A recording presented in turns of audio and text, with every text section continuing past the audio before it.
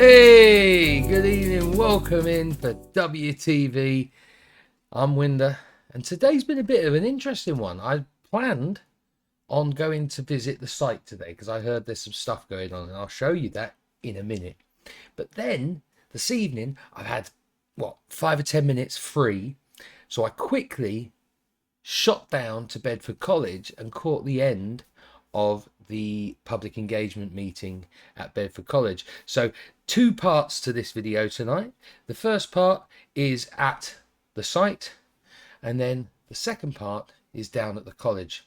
So it's a bit longer, but stick with me because there's some really exciting stuff.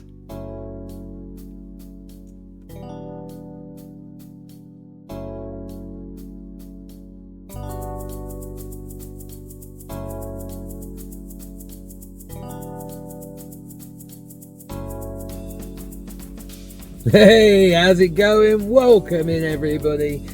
I'm back down the site today. I didn't think I'd be back down that soon, but they have been doing quite a bit of work by the looks of it on the site. There's diggers in, there's stuff moving around, there's all flags in the ground. I'm going to cut to a video now where I'm going to go out actually just to the edge of the site where we can still go, which isn't yet cordoned off. To show you some of the work they've been doing. Enjoy.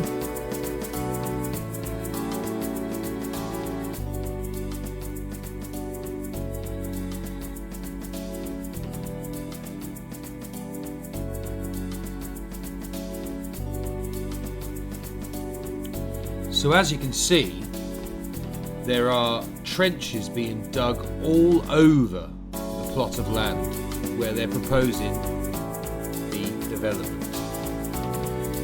And if you look really closely, you can see red flags in all of these trenches. Now, I've done a bit of research, and this is normal for most sites when planning to look at the quality of the soil and quality of the land that you're building on. This is normally done during the planning process. And as you can see, there are lots and lots of people working on this site right now. Multiple diggers. In the distance, you can see trenches all over the field where they've been working since Sunday, doing surveys of the land.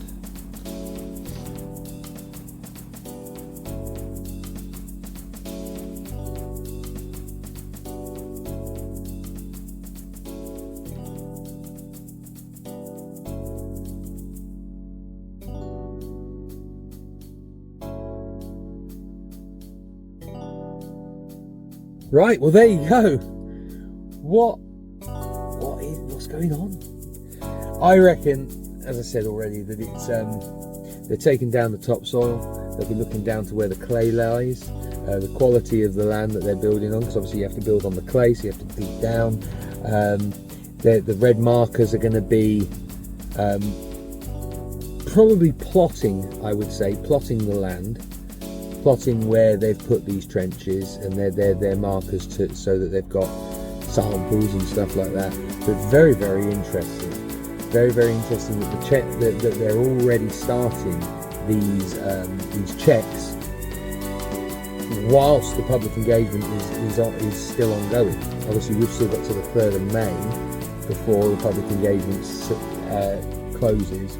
So they're obviously getting now proof and samples so that they can work out what kind of things they're going to have to put in place for the land itself. As we know, this does get flooding around here a bit occasionally.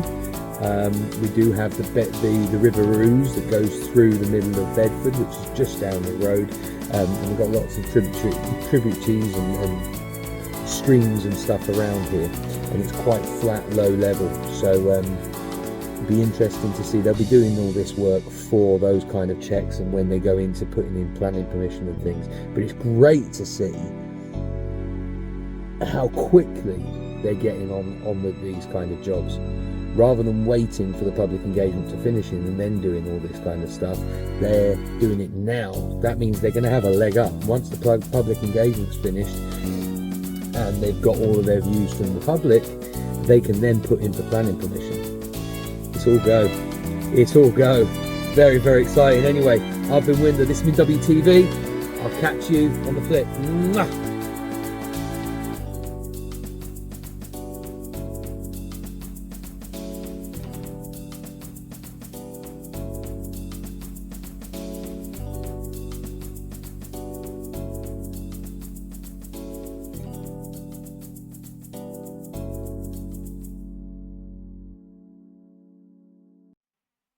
Okay guys, so that was the first of our videos tonight, but I do have a bonus one for you. Bit of a bonus for me, going back down to the Bedford College to see their second public consultation meeting, and they were a little bit more open-mouthed. They elaborated on a few of their points. So I've got the video for you now.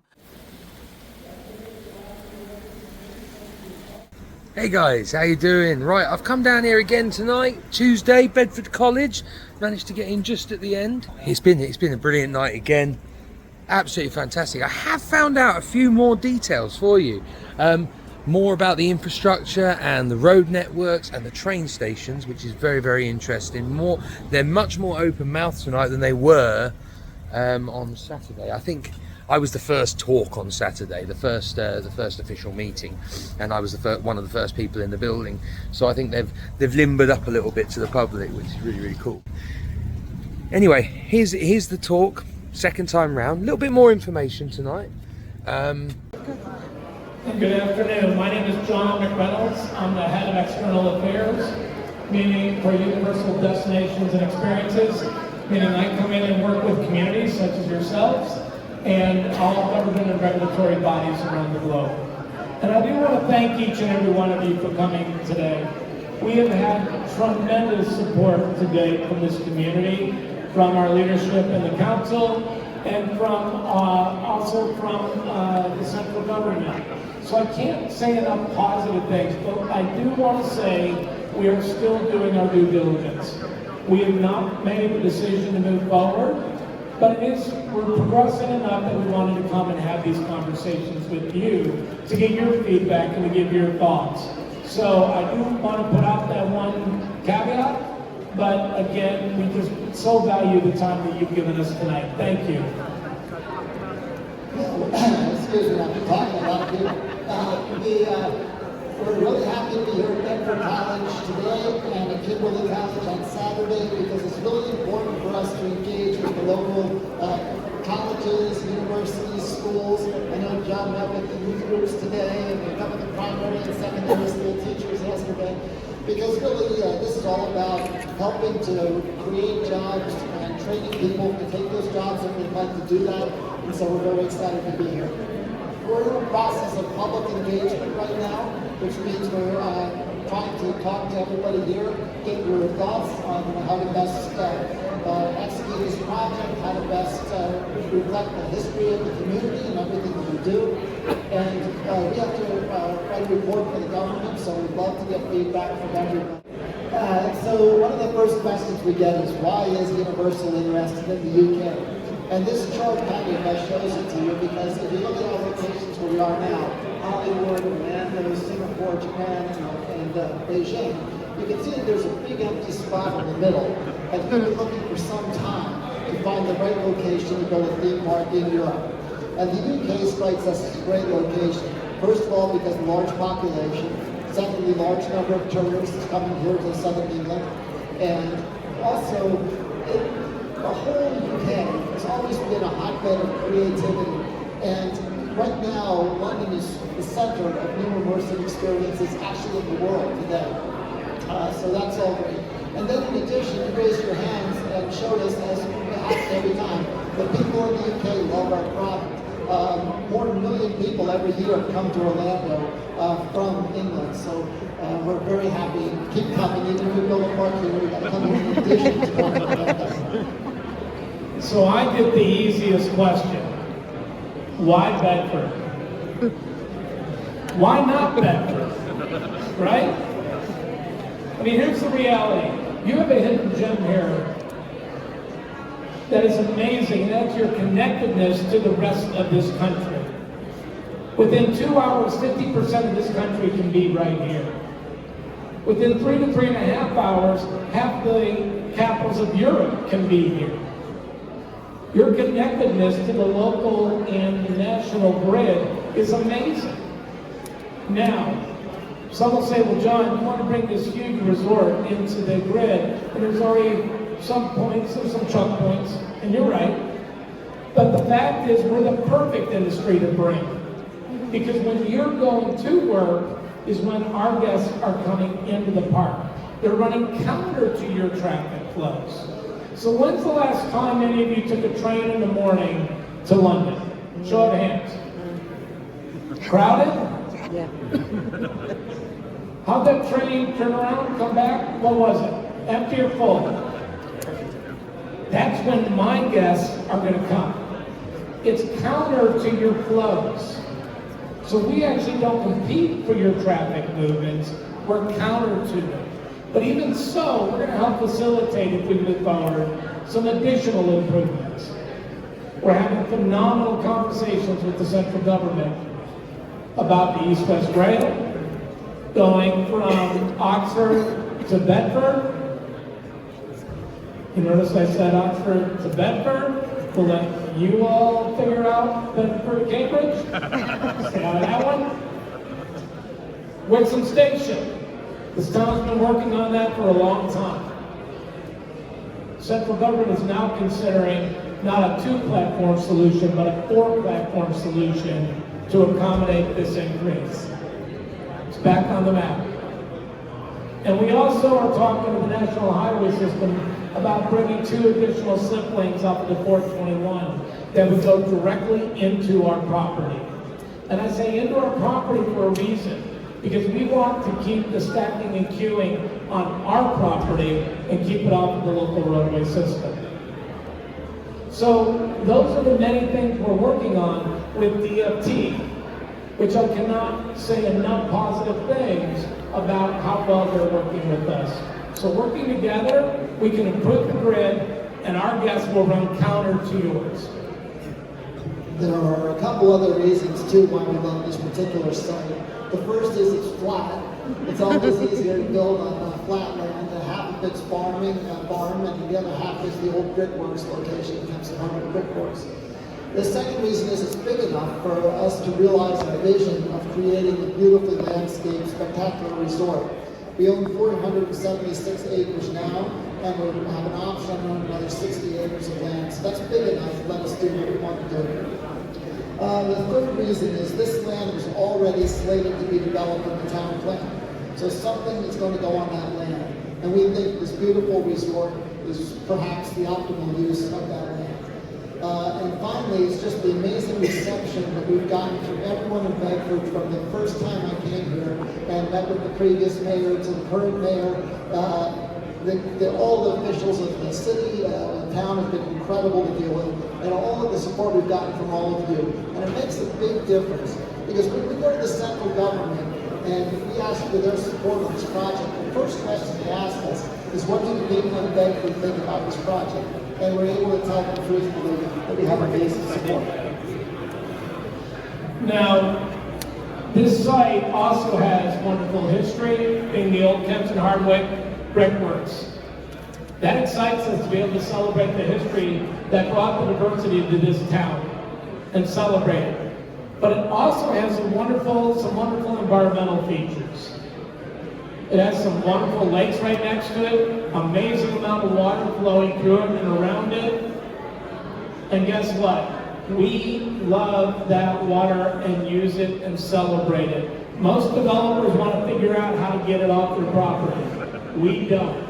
We create uplands, wetlands, habitat, and do some amazing things. And in fact, in Orlando right now, we are building a very similar park. And right next to that unbelievable world-class resort we're building right now We've created some unbelievable wetlands, uplands, and habitats and control structures to protect a thing called Shingle Creek. Now, one person knew Shingle Creek in an earlier three, okay. But I'm gonna guess, anybody ever hear of Shingle Creek? No, you haven't. You're getting me in trouble. Yeah. Yeah, okay, you play golf there. Yeah, you probably would be right. It's the Everglades.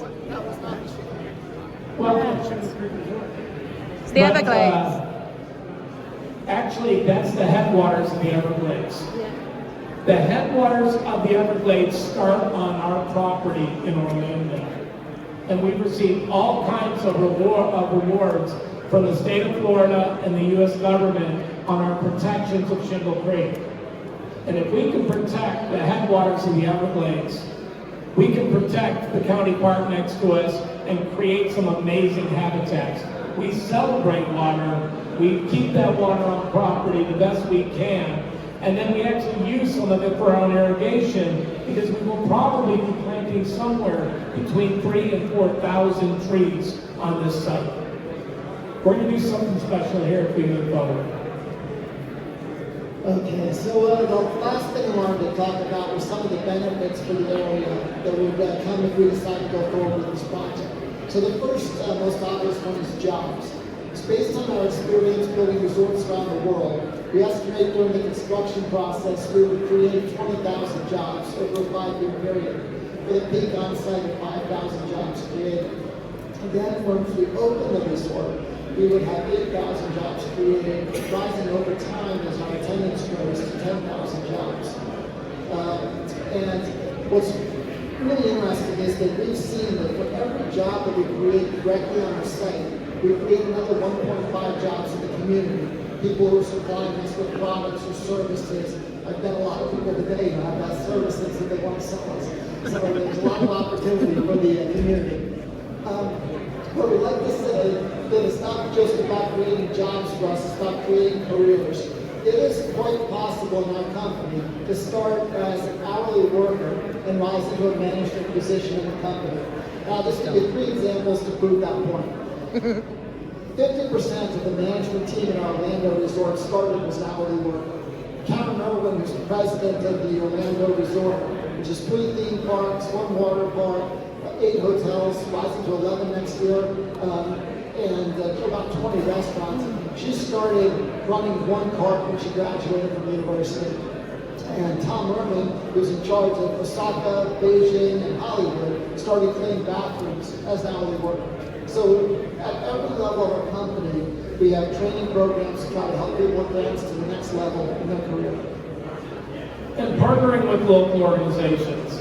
You just heard Paige talk about some of the people that have approached us tonight.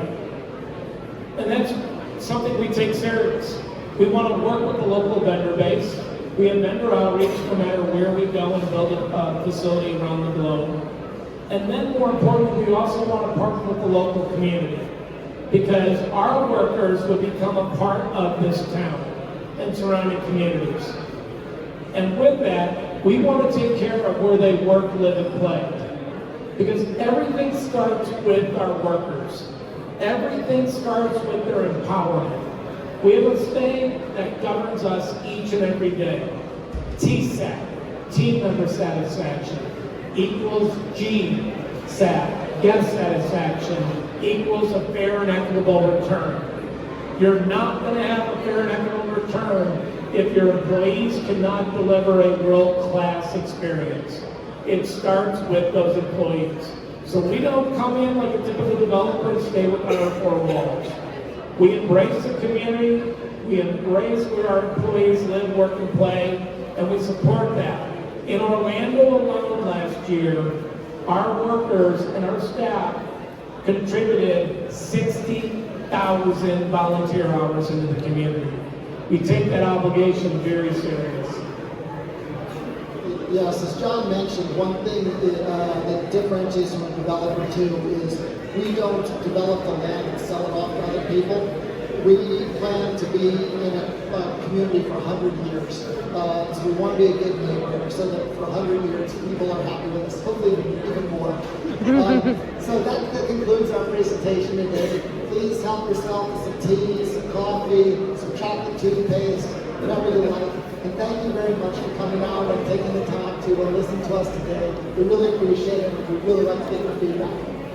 Thank you. So there you have it, guys. A lot of information to take in from from the video. Thank you very much to my sister, Helen. She's and her YouTube channel, Helen's Happy Place. She was there with me. I just didn't record it tonight. So thank you to her for the footage. But yeah, a little bit more information for you. So they've now been in talks with the national government about extending the new Wixham's train station to a 4-platform system rather than 2 platforms, which will allow for much better route. And that's something that Bedford has been trying to get sorted, the Wixham's train station, for over a decade now. So it's very, very exciting that there's now movement in the right direction for that, and Universal are enabling us to get what we've been asking for a decade.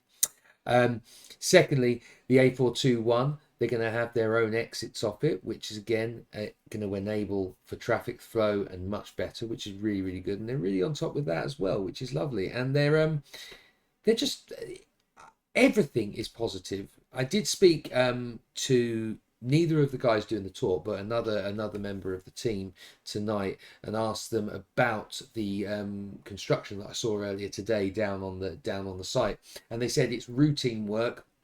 They have to look at the land, evaluate the land, and look at how well it's going to take structures and things like that on it.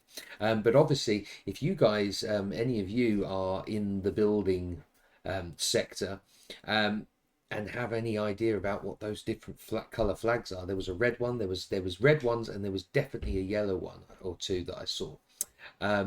If you could let us know in the comments, that would be brilliant. As always, those guys, thank you very much for being here. I've been Winder. This has been Winder TV. Please like and subscribe these videos. It all helps. And I will catch you on the next one. Peace out. Catch you on the flip.